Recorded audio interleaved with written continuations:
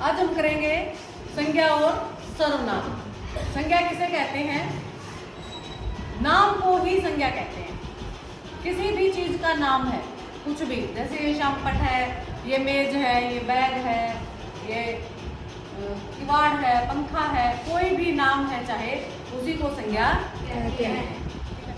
अगर हम परिभाषा में इसको बांधें तो कहेंगे, जैसा कि मैंने बोर्ड पे लिखा है, किसी व्यक्ति, वस्तु, स्थान या भाव के नाम को संज्ञा कहते हैं। किसी वस्तु का नाम हो, जैसे ये क्या है? बैग, पर्स या बैग। ये क्या है? चौक। ये वस्तु है। व्यक्ति, जैसे आपका नाम क्या है? शिवानी। और आपका नाम क्या है? व्यक्ति हो गया, व्यक्ति का नाम।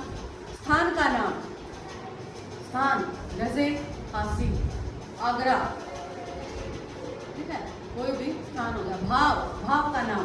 भाव कौन से होते हैं? जो हमारे मन में पैदा होते हैं, ठीक है।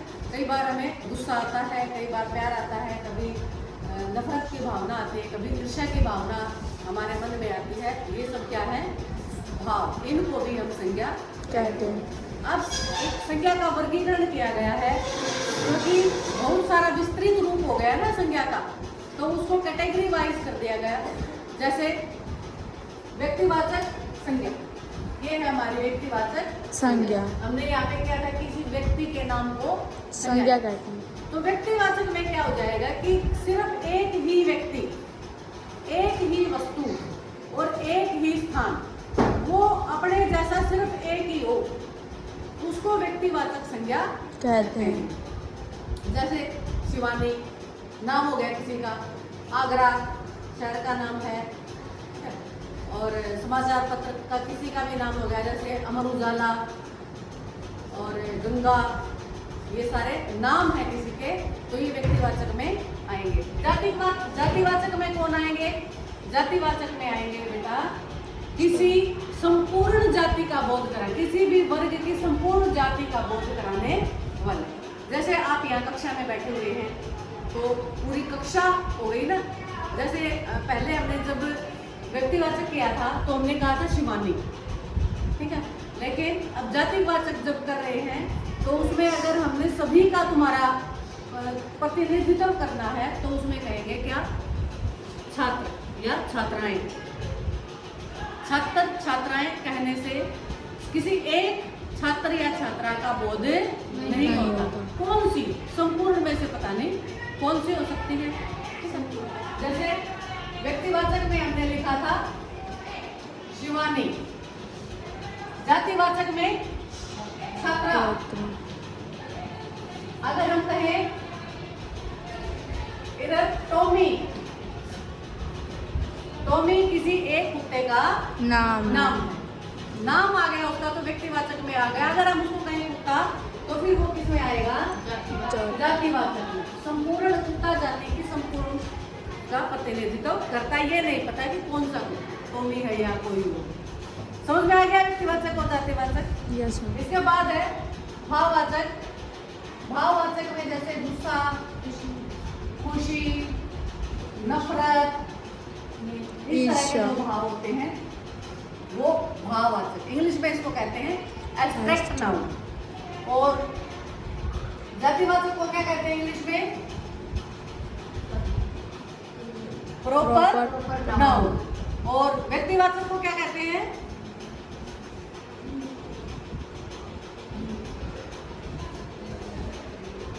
संज्ञा को क्या कहते हैं इंग्लिश में?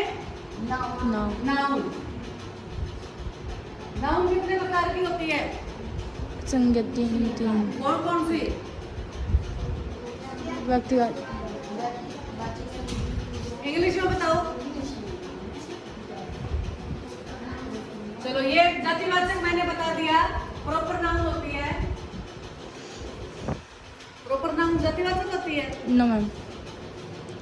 जातिवाचक तो कॉमन नाउन होती है, कॉमन नाउन। और प्रॉपर नाउन होती है व्यक्तिवाचक। इंग्लिश में नहीं आते आपको ये। और भाववाचक को क्या कहते हैं?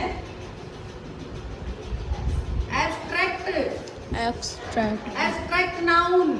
Extract noun. We can't touch, we can't touch, जिसको हम छू नहीं सकते, जिनका कोई स्वरूप नहीं होता जिसको हम छू सकें, सिर्फ इनको हम वी फील इट, हम इन सबको महसूस कर सकते हैं। गुस्से को महसूस कर सकते हैं। क्या छू सकते हैं? नो मैम, नफरत को छू सकते हैं? नो मैम, तो ये होगा आपका एब्स्ट्रैक्ट नाउन। ये एक बार हमारे एब्स्ट्रैक्ट में आया हुआ था, एब्स्ट्रैक्ट नाउन। उसमें दे दिया था गुस्सा और उसमें दे दिया, पूछ लिया गया था कि ये कौन सी नाउन है, कॉमन नाउन है, प्रॉपर नाउन है या एब्स्ट्रैक्ट नाउन है। तो जिसको हम छू नहीं सकते, सिर्फ महसूस कर सकते हैं, वो भाववाचक संज्ञाएं होती है। इंग्लिश में उनको एब्स्ट्रैक्ट नाउन नाउन कहते कहते हैं। हैं। अब भूलना मत, संज्ञा को इंग्लिश में क्या कहते हैं? नाउन, नाउन और संज्ञा एक ही एक है, ही है। ठीक है। इंग्लिश में करो चाहे हिंदी में। फिर इसके जो 3 पार्ट होते हैं, व्यक्तिवाचक, अपन इंग्लिश में उसको कहेंगे हम प्रॉपर नाउन, जातिवाचक को इंग्लिश में कहेंगे कॉमन नाउन, भाववाचक को इंग्लिश में कहेंगे एब्स्ट्रैक्ट, व्यक्तिवाचक में क्या होगा? एक ही व्यक्ति, एक ही वस्तु। जैसे अगर हमने कहा गंगा, व्यक्तिवाचक में गंगा, हमने कहा गंगा, गंगा। तो ये कौन सी संज्ञा है? व्यक्ति, हाँ। और अगर मैंने कहा नदी, ये कौन जातिवाचक, सी संज्ञा है? जातिवाचक, तो गंगा भी तो नदी ही है। हाँ, इनको हमने अलग अलग कैटेगरी में क्यों रखा? क्योंकि नदी कहने से संपूर्ण नदियों का बोध होता है, ये नहीं कि कौन सी नदी, ये आ जाता है कौन सी नदी। गंगा कहने से गंगा सिर्फ पूरे वर्ल्ड में सिर्फ एक ही नदी है। यमुना कह लो, घग्गर कह लो, कुछ भी कह लो, ठीक है। अगर मैं कहूँ समाचार पत्र, समाचार पात्र, पत्र, ये कौन सी संज्ञा है? व्यक्तिवाचक, समाचार जातिवाचक, पत्र, जातिवाचक संज्ञा, संज्ञा। लेकिन अगर मैं कहूँ दैनिक भास्कर, व्यक्तिवाचक, दैनिक भास्कर कह दिया है तो ये भी अखबार और ये भी अखबार है, ये भी अखबार, ठीक है। एक व्यक्तिवाचक क्यों हो गया, दूसरा जातिवाचक क्यों हो गया? बोलो।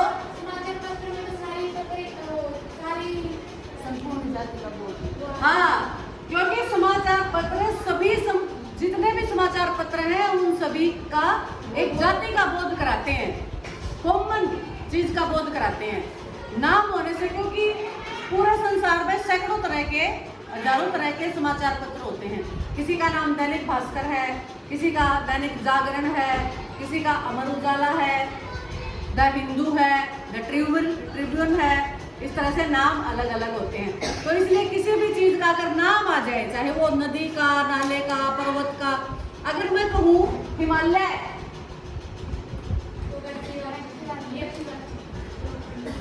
और अगर मैं कहूँ पर्वत, जातिवाचक, हिमालय और पर्वत, हिमालय अलग शब्द है, पर्वत है। पर्वत कौन सी कैटेगरी में आएगा, कौन सी संज्ञा में आएगा? जातिवाचक, कॉमन नाउन, जातिवाचक। क्योंकि सभी पर्वतों का, विंध्याचल पर्वत है, अरावली पर्वत है, हिमालय पर्वत है, ठीक है। और अगर नाम ले दिया जाए तो फिर किस में आएगा? प्रॉपर नाउन, प्रॉपर नाउन, ये व्यक्तिवाचक संज्ञा है। समझ में आ गया संज्ञा का टॉपिक? Yes ma'am. ठीक है। अब आगे चलते हैं सर्वनाम। सर्वनाम किसे कहते हैं? जो शब्द संज्ञा के स्थान पर आते हैं उसको सर्वनाम कहते हैं। जैसे अगर मैं कहूँ कि मुस्कान 9th क्लास में पढ़ती है, मुस्कान सुबह जल्दी उठती है, मुस्कान सुबह नहा धोकर तैयार होती है, मुस्कान सुबह ब्रेकफास्ट करके आती है, मुस्कान समय पर स्कूल आती है। तो बार बार मुस्कान कहने से जो वाक्य है वो सर्वनाम क्या हो जाते हैं?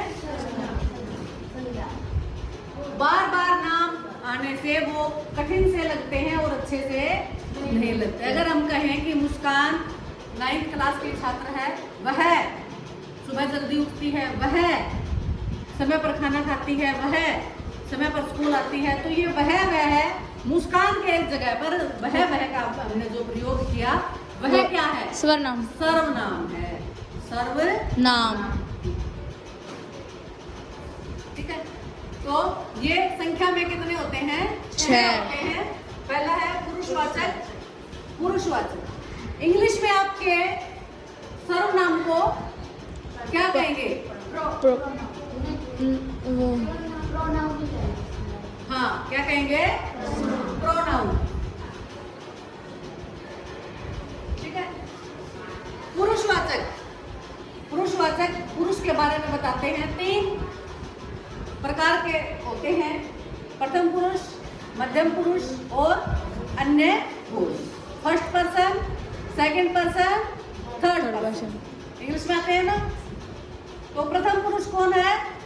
मैं। और मध्यम पुरुष कौन है? तुम। और अन्य पुरुष कौन है? वह। जो बात कर रहा है वह फर्स्ट पर्सन होता है, यानी कि प्रथम पुरुष होता है। जिसके साथ बात कर रहा है वह सेकंड पर्सन होता है, यानी कि मध्यम पुरुष होता है। जिसके बारे में बात कर रहे हैं वह थर्ड पर्सन होता है, यानी कि अन्य पर्सन होता है, अन्य पुरुष होता है। फिर है निश्चयवाचक। ये 2 है, निश्चयवाचक और अनिश्चयवाचक। सर्वनाम के भेद में, यानी निश्चित रूप से जिसके बारे में कहा जा सके, जैसे यह चौक, वह लड़का। तो निश्चित रूप से कि ये क्या है? ये चौक है, यह चौक है, निश्चित है। ठीक है। अनिश्चित, अनिश्चयवाचक में क्या होगा? निश्चित नहीं है।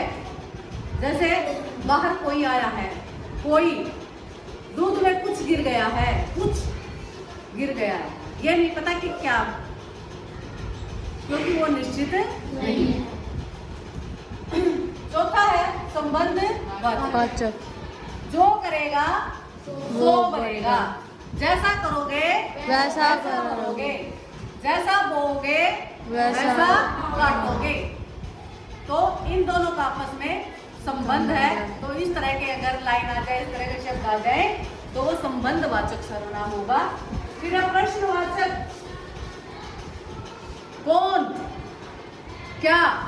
प्रश्नवाचक ऐसे होते हैं ना, इनकी पहचान क्या है? पीछे इनके प्रश्नवाचक चिन्ह लगा मिलेगा, ये बड़ा, जिसके पीछे प्रश्नवाचक चिन्ह लगा हो, इंटरोगेटिव, तो वो प्रश्नवाचक। जिस वाक्य में प्रश्न पूछे जाते हैं, जिस शब्द से प्रश्न पूछे जाते हैं, कौन, कहाँ, क्या, कब, कैसे, ऐसे शब्द प्रश्नवाचक में, प्रश्नवाचक सर्वनाम में आएंगे। निजवाचक, खुद के बारे में, जैसे आप, मैं आप चली जाऊंगी, मैं ये काम खुद कर लूंगा, इस तरह के जो शब्द होंगे वो आपके निजवाचक सर्वनाम में आएंगे। संख्या के भेद कितने हैं? 3। लेकिन मुख्य रूप से 3 है, और जातिवाचक के समूहवाचक और द्रव्यवाचक 2 अलग भेद भी हैं। अगर वैसे पूछ लिया जाए तो 5 भेद हैं, नहीं तो मुख्य रूप से संख्या के 3 भेद हैं। सर्वनाम के कितने भेद हैं? 6 भेद हैं। सर्वनाम के 6 भेद हैं, 6 हमने कर लिए। इंग्लिश में संख्या को नाउन कहते हैं, सर्वनाम को प्रोनाउन कहते हैं। समझ में आ गया?